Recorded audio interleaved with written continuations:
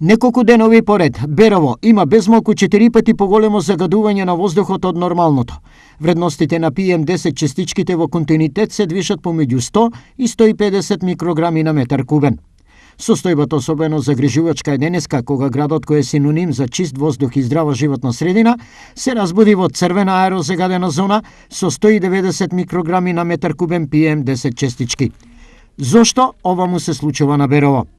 Согласно последните мерења, евидентно дека имаме загадување во градот Берово, кое според мене се должи на користењето на секакви енергенци за грејење, особено на користењето на јагнен лигнит, кој реално има најголемо влијание врз загадувањето. Без оглед на ова, туристичките капацитети се постојано исполнети, а Берово со своите убавени привлекува посетители.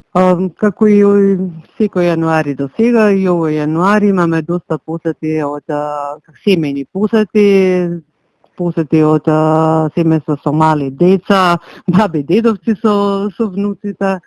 Доста е посетено, но секако има и слободни места. Во текот на денов, концентрациите на штетните честички во Берово се намалуваат, па беровци и гостите дишат со полни гради, но решение за утринското и ноќно енормно загадување мора да се најде. Ние во неколку наврати преку општината и инспекцијски служби, бидејќи истиот не е забранет за грејење, упатуваме апел до граѓаните да не го користат како енергиен за грејење, меѓутоа имајќи опред енергетската криза и цената секако дека во недостиг на други енергенси, а е неопходен и го имаме во општина Берово, истиот се користи на тој начин се зголемува загадувањето во овој период од годината. Состојбата со загадениот воздух ништо не е подобра, не е и во останатите градови во регионот.